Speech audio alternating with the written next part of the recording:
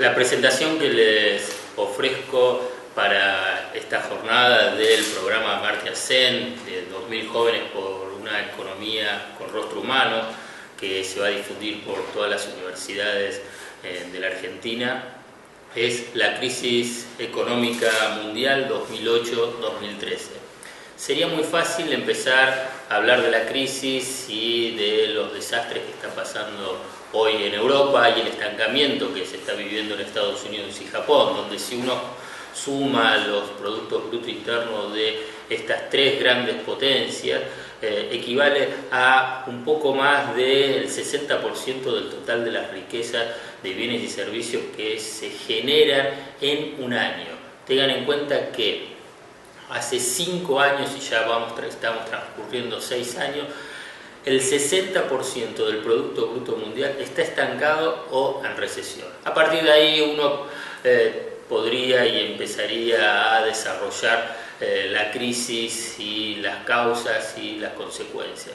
Esto va a ser en una etapa posterior, porque es importante para entender todo fenómeno político, económico, social, contextualizar. Y contextualizar dentro del marco primero de comprensión de la ciencia económica.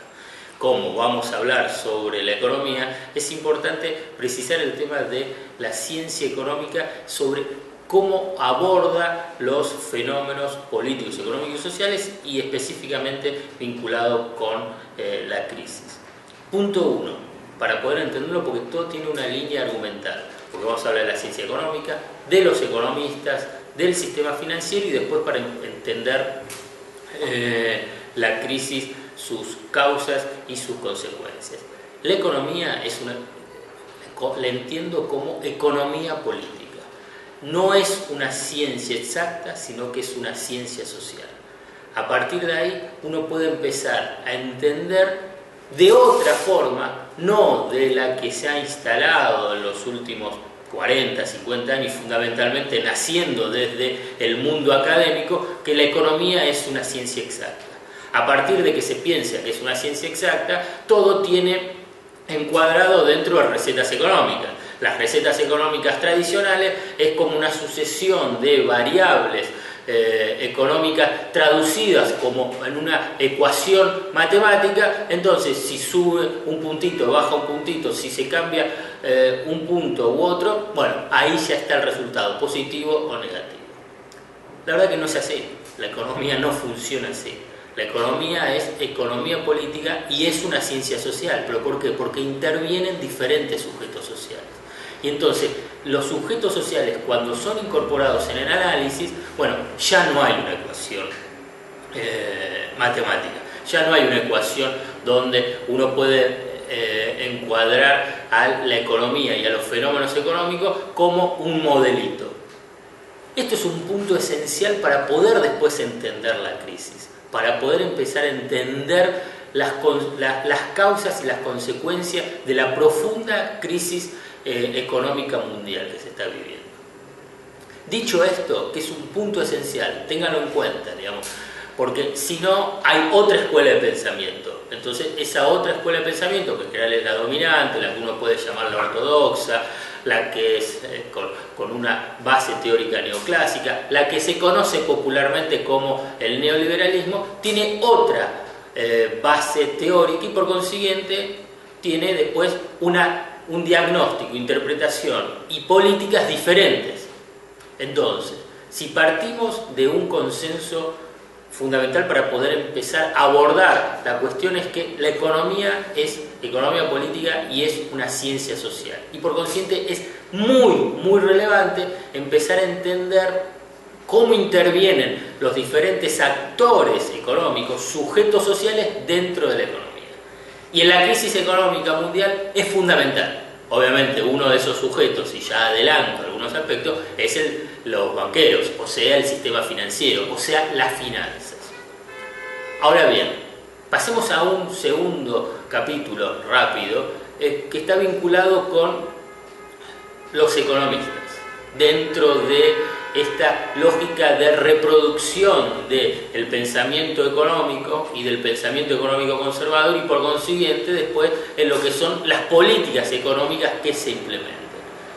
Y la formación de los economistas, y digo los economistas que están vinculados con el poder económico, que incluso también empiezan a tener roles importantes dentro de los gobiernos y de los gobiernos que estamos analizando de las potencias económicas, bueno, están formateados, están formados dentro de un paradigma de pensamiento que es el ortodoxo y es el neoliberal. Y da la casualidad, entre comillas, que esa forma de abordaje de las problemáticas económicas están íntimamente vinculadas con el sistema financiero. Y aquí aparece un elemento que es, y vuelvo al comienzo, el tema de la intervención de los sujetos sociales en la comprensión de las crisis. Popularmente, los que analizan en forma crítica el desarrollo de la economía dominada por las finanzas globales en los últimos 40 años, han denominado la intervención de estos economistas en los gobiernos y también en el sector financiero la puerta giratoria, la famosa puerta giratoria. ¿Qué significa esto? Que primero están en el sector privado, después pasan al sector público, después del sector público vuelven al sector privado. ¿Y a dónde? Vuelven a los bancos. Por consiguiente, se va armando una íntima interrelación entre lo que es la gestión de gobierno con la defensa de los intereses de las finanzas del sistema financiero. Así se puede entender la profunda desregulación del sistema financiero registrada desde el comienzo de los 70, pero que tiene muchísima más intensidad en los 80 y en los 90. Origen para poder empezar a entender las causas de la profunda crisis económica mundial. Cuando uno analiza el tema de la puerta giratoria dice, bueno, parece simplemente como una consigna, pero yo les voy a dar algunos datos que son impactantes y es en función a la propia información de una Cámara de Defensa al Consumidor de Estados Unidos, el Institute for American Future. Las seis entidades más grandes, las 6 entidades financieras más grandes de Estados Unidos, Goldman Sachs, Bank of America, JP Morgan Chase, Citigroup, Morgan Stanley y Wells Fargo, contrataron a 243 exfuncionarios de la Casa Blanca, el Tesoro, la Secretaría, la SEC, o sea, lo que sería la Comisión Nacional de Valores, y de la FED, y 202 que trabajaron en el Congreso, ¿para qué? Para hacer lobby en el Congreso y, por consiguiente, también en los partidos republicano y demócrata en defensa de sus propios intereses, invirtiendo alrededor de $5.000 millones en esa tarea que es legal porque está reglamentada en Estados Unidos, pero para defender los intereses del sector financiero. Uno puede decir, bueno, esto es parte de la regla de juego, pero cuando ese sector financiero a la vez también es gobierno, ya la situación pasa a ser diferente. Y les voy a dar un ejemplo que tiene a Goldman Sachs como uno de los puntos más importantes de esa íntima vinculación entre el sector financiero y el poder político. Es un cuadro, pero voy a tratar de resumírselo dentro de lo que fueron el gobierno de Clinton en los 90, el gobierno de Bush y el gobierno de Obama. Y si uno recorre los principales cargos vinculados con la gestión económica en estas 3 administraciones, uno encuentra que muchos han trabajado en Goldman Sachs. Por ejemplo, durante la década del 90 de Clinton, Robert Rubin, secretario del Tesoro ex Goldman Sachs, Larry Summers, que es secretario del Tesoro también, Gary Gensler. Bueno, durante la gestión de Bush, Henry Paulson, Tim Geithner, Robert Zoellick. Durante Obama también Geithner, Mark Peterson, Larry Summers. Bueno, entonces uno lo que encuentra es una íntima relación, ya no solo, además del lobby, sino también en la gestión de gobierno. Uno dice, ¿esto fue solo en Estados Unidos? No, también en Europa. Y entonces uno cuando recorre la situación en Europa, se encuentra con que, por ejemplo, en el titular del Banco Central Europeo, Mario Draghi, fue vicepresidente para Europa de Goldman Sachs del 2002 al 2006.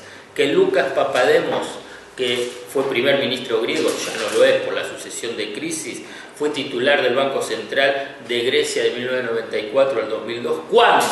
¿Cuándo se maquillaron las cuentas en Grecia para que Goldman Sachs pueda colocar deuda?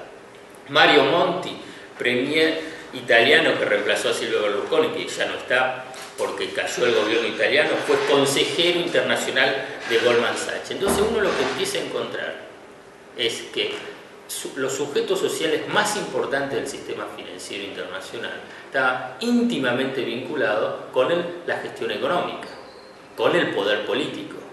Entonces, cuando uno quiere tratar de entender, bueno, ¿qué es lo que ha pasado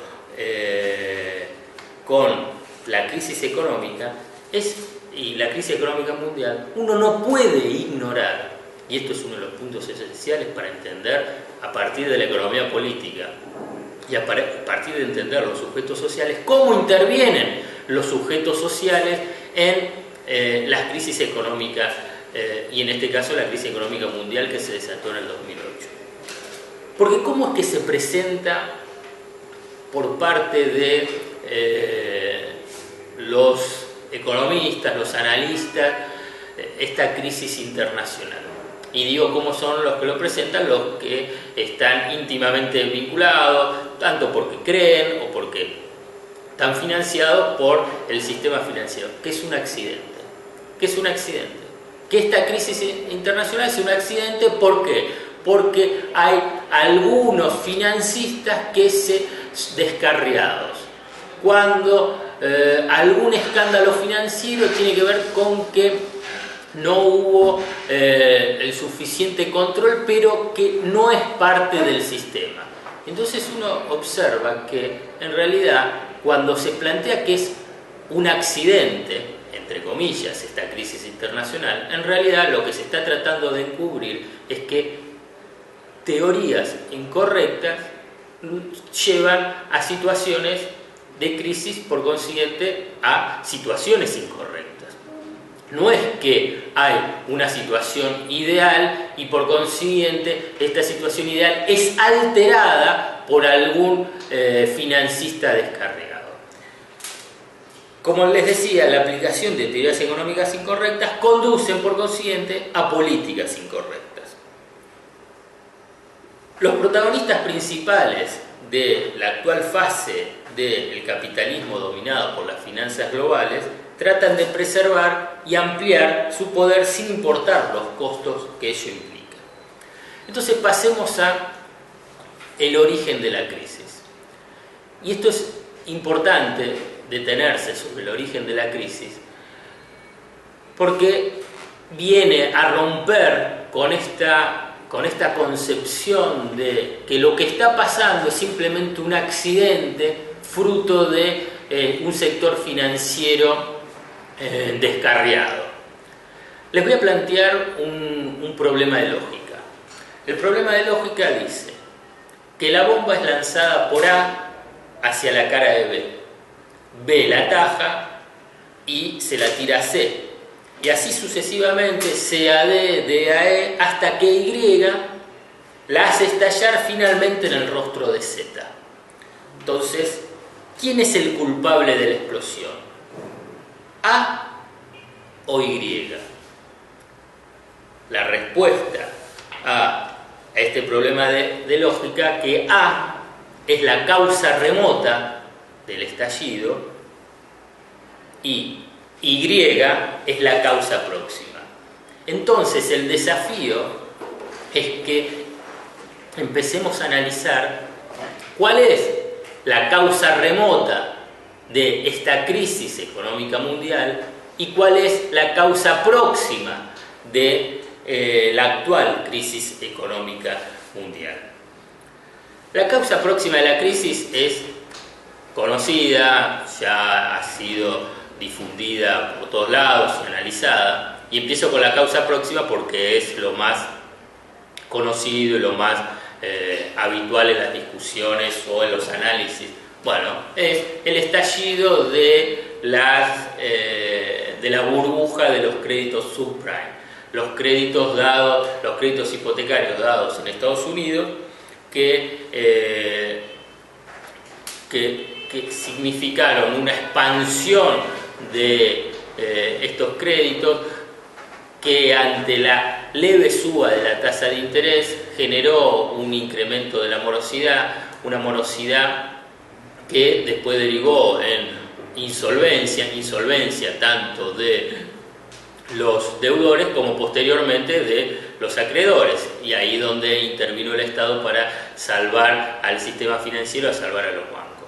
Pero la pregunta es, bueno, ¿por qué estalló esta burbuja de créditos hipotecarios? Porque la expansión del sistema financiero, por la necesidad de seguir manteniendo tasas de ganancias elevadas y a la vez de ampliación de mercado, los créditos hipotecarios que empezaron hace varias décadas con el objetivo de un público con poder adquisitivo medio alto, después pasó a sectores sociales de poder adquisitivo medio.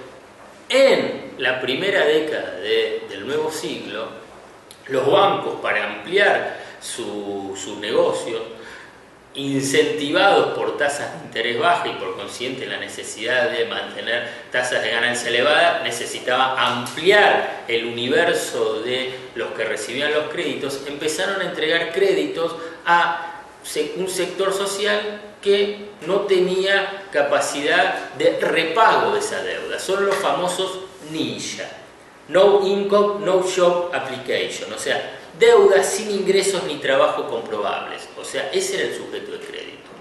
¿Qué es lo que sucedió? Apenas sube un poquito la tasa de interés, es la imposibilidad de su pago y por consiguiente la insolvencia. ¿Y por qué la tasa de interés era baja? La tasa de interés era baja porque Estados Unidos aplica una política monetaria laxa, una política monetaria expansiva. ¿Para qué? Para poder salir del estallido de una burbuja especulativa anterior, que fue la burbuja especulativa de las empresas.com en el comienzo del nuevo siglo, en el año 2000. Estalla la burbuja especulativa y eso es lo que, de los créditos subprime, y esta es la explicación rápida de decir, bueno, esa fue la causa de esta crisis económica mundial que ya se extiende en este sexto año que lleva transcurrida. Uno puede pensar que solamente por el estallido de una burbuja especulativa hipotecaria hay una crisis de tal proporciones que lleva a que más del 60% del Producto Bruto Mundial se mantenga estancado o en recesión. Una de las crisis económicas más profundas desde la crisis del 30 del siglo pasado, que llevó a niveles de insolvencia de los bancos y que tuvieron que ser rescatados por los estados, y donde todavía en España sigue habiendo, en Europa, donde España es el paradigma de una profunda crisis y desastre sociolaboral. Bueno, entonces ahí, para empezar a responder esta pregunta, es que hay que ir a la causa remota, no a la causa próxima. La causa próxima es la de más fácil resolución, que en última instancia, si uno no avanza sobre esa causa próxima, bueno, queda en un análisis parcial, lo que impide hacer un buen diagnóstico sobre las razones de esta crisis económica mundial y por consiguiente después en los hacedores de política económica volver a cometer errores, a tropezar con la misma piedra, o en todo caso a no realizar las transformaciones necesarias que requiere la economía mundial para poder salir de la crisis. La crisis ha provocado y sigue provocando una caída del nivel de actividad económica a nivel mundial impresionante, teniendo en cuenta que son de economía desarrollada, una caída del comercio internacional muy fuerte y además generando una situación de muchísima tensión a nivel del comercio internacional. Pero bueno, volvamos a las causas, porque me parece que es importante remarcar el tema de las causas remotas de la crisis. ¿Cuál es el origen? ¿Cómo empieza a incubarse esta crisis que hoy estalló? En todas las grandes crisis financieras de la historia, la especulación y la expansión desenfrenada de la deuda son la raíz, la causa remota. Esa es la raíz de las cesaciones de pago, de las recesiones, de la debacle de las finanzas y la economía a partir del estallido de la burbuja. Esto es lo que ha pasado en esta crisis.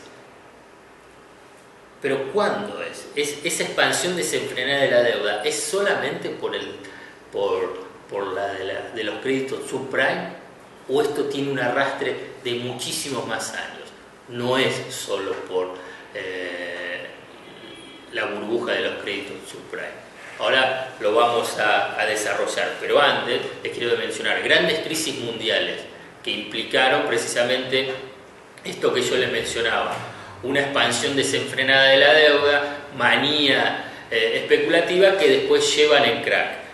Y entonces uno ve una de las que siempre se menciona como la primer gran burbuja especulativa, es la de los tulipanes en Holanda en 1636, la de los bonos ferroviarios de Gran Bretaña en 1847, la de los terrenos públicos sobre la traza ferroviaria en Estados Unidos en 1856.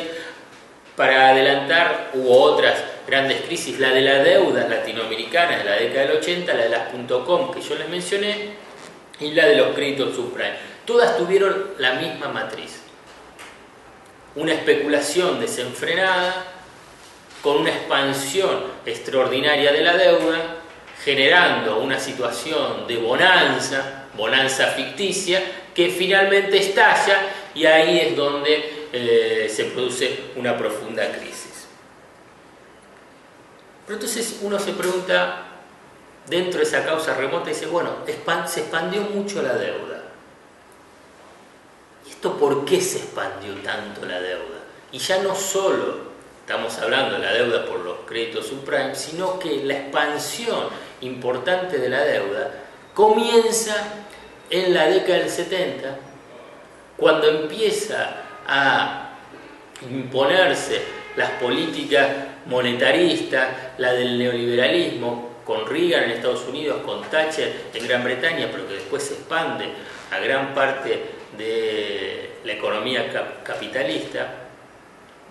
Y entonces uno empieza a ver ahí desregulación del sistema financiero y expansión de la deuda. Pero ¿cuál es la razón principal para poder entender por qué se expande la deuda? Porque las políticas económicas neoliberales de desregulación, de liberalización de la economía, de desregulación del sistema financiero, lo que ha provocado y lo que ha derivado es en una profunda desigualdad, donde la riqueza se concentró en sectores cada vez más minoritarios, el famoso 1% en Estados Unidos, y el resto de la sociedad perdiendo poder adquisitivo, o sea, capacidad de acumulación de recursos genuinos a partir de su trabajo. O sea, una desigualdad en la distribución del ingreso. Ejemplos: los estadounidenses, en promedio, los trabajadores ganan lo mismo en términos reales desde 1975. Los ingresos medios de las familias japonesas después del pago de impuestos cayeron en términos reales en el decenio finalizado en el 2005. Y los salarios en Alemania se han reducido en los últimos 10 años. Porque pongo Estados Unidos, Japón y Alemania, pues son las grandes potencias, dominantes. Pero entonces, uno cuando analiza tanto los datos económicos como los niveles de consumo, como la situación en los últimos 40 años en estos países, uno dice, no, la verdad que no perdieron ingresos si los niveles de consumo se mantienen altos. Y ahí está la clave. Esa es la clave. ¿Cómo pudieron mantener los niveles de consumo elevados, fundamentalmente en Estados Unidos y en Europa, si en términos reales los ingresos de la mayoría de la población se redujeron? Y aquí aparece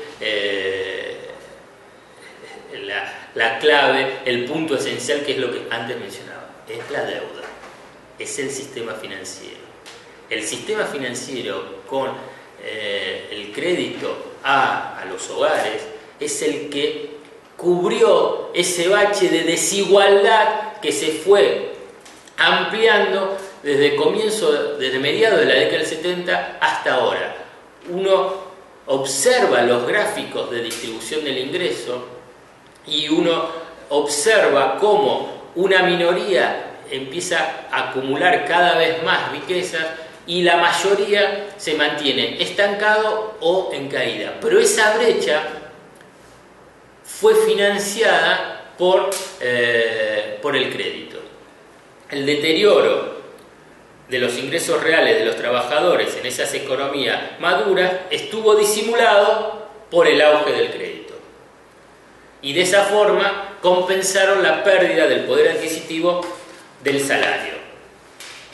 Entonces, las familias estructuraron un presupuesto de gasto superior al de sus ingresos, sistema que hoy está en crisis. Cuando seguramente algunos de ustedes viajaron a Europa o Estados Unidos, o conocen amigos que viajaron a Europa o Estados Unidos, o les comentaron amigos o familiares que viajaron a Europa o Estados Unidos, dicen: qué bárbaro que vivían. Qué bárbaro que vivían. Tenían crédito siempre a tasas muy bajas. Y tenían sus casas que decían, sí, a crédito, la pagamos a 30 años. Y tenían un auto, tenían 2 autos. En España se daba la particularidad que no solamente tenían una casa, por ahí tenían 2 casas. Bueno, ese es el auge del crédito. Ese auge del crédito desenfrenado, que genera esa bonanza ficticia, esa manía que finalmente después, cuando llega el momento de esa burbuja extraordinaria, explota y muestra simplemente el peor rostro de ese sistema financiero desregulado. Y hoy ese sistema está en crisis, con fase recesiva de la economía, quiebras de bancos, monumental endeudamiento total y de los hogares, y el aumento del desempleo. La recesión en este proceso, además, profundiza ese círculo vicioso que es de deterioro de la economía, y de deterioro de la economía sumado a deterioro del sistema financiero, y de deterioro del sistema financiero en cuestión de solvencia. Entonces entra la economía en una parálisis de destrucción de riqueza, que algunos denominan esa riqueza ficticia generada por crédito, pero que, como es resuelta en las economías desarrolladas, es financiando a los bancos y generando lo que denomino un default sociolaboral. No hubo un default de la deuda, no hubo un default de los bancos ni la deuda de los bancos, sino que en función a lo que yo les mencionaba de cómo intervienen los sujetos sociales, cómo esos sujetos sociales están entre el sistema financiero y los gestores los hacedores de política económica íntimamente relacionados, el financiamiento es a los banqueros y al sistema financiero, y no a una economía que pueda salir de la recesión, y por consiguiente las políticas que se aplican, las medidas que se aplican son recesivas, porque recortan derechos laborales, derechos sociales, reducción de de salario, de jubilaciones, desempleo, y es lo que hoy uno encuentra, observa en Estados Unidos y en Europa, donde hay, como yo les mencionaba, un default sociolaboral en una economía que así ingresa en un círculo vicioso de deterioro. Antes yo les mencioné al pasar el caso España como caso paradigmático de la crisis y de este estallido de la burbuja hipotecaria, y España es la máxima expresión del descalabro provocado por el estallido de la burbuja especulativa con los créditos hipotecarios, donde hay tasas récord de morosidad y de ejecuciones hipotecarias. El boom inmobiliario financiado por la banca española alimentó esas burbujas especulativas modernas, una de las burbujas especulativas modernas más impresionantes. Las entidades obtenían fondos de los bancos alemanes para financiar créditos a tasas muy bajas, créditos hipotecarios. Fíjense un dato sobre la burbuja de ladrillos que permitió esta extravagancia española. El total de viviendas en España son alrededor de 27 millones. Hay 27 millones de viviendas en España. ¿Cuántas familias hay registradas en España? 17 millones. Fíjense la extravagancia de esta burbuja de ladrillos financiada por el crédito a tasas bajas. Hay más viviendas que familias registradas. Es impresionante cómo uno puede pensar que esto puede funcionar sin en un momento estallar y generar un desastre de proporciones. Y esto es lo que hoy pasa en España. Porque en España uno además encuentra una de las características más perversas del sistema financiero, que es que además de la caída del valor de las propiedades, el rostro más cruel de la burbuja de ladrillo es el desalojo de miles de familias, porque al perder el empleo o contabilizar una reducción de sus ingresos no pudieron cumplir con el pago del crédito hipotecario. Pero ¿cuál es la perversidad? Que no pueden cumplir con el pago del crédito hipotecario y por consiguiente pierden la casa. Pierden solo la casa. Pierden la casa y quedan endeudados con el banco. Es lo famoso, los desahucios, los desalojos y los desahuciados. Es tal la perversidad de ese sistema financiero desregulado, generador de burbujas especulativas, que pierden la casa y al perder la casa, uno puede decir, bueno, ya entregué la casa, ya queda en la calle. No solamente queda en la calle, sino que quedan endeudados con el banco. Hay todo un ejemplo que se desarrolló muy bien en un escrito publicado en El País de Madrid, pero que sería muy engorroso ahora poder transmitírselo a través de esta grabación. Pero hay familias que perdieron la casa y quedaron endeudados con el banco entre 50.000 a 150.000 euros, sin trabajo. Obviamente que eso ha derivado en muchísimos suicidios y en una situación de profunda desesperación de la familia. ¿Cuál es la respuesta política? ¿Cuál es la respuesta del sistema financiero? Es que eso es responsabilidad del deudor.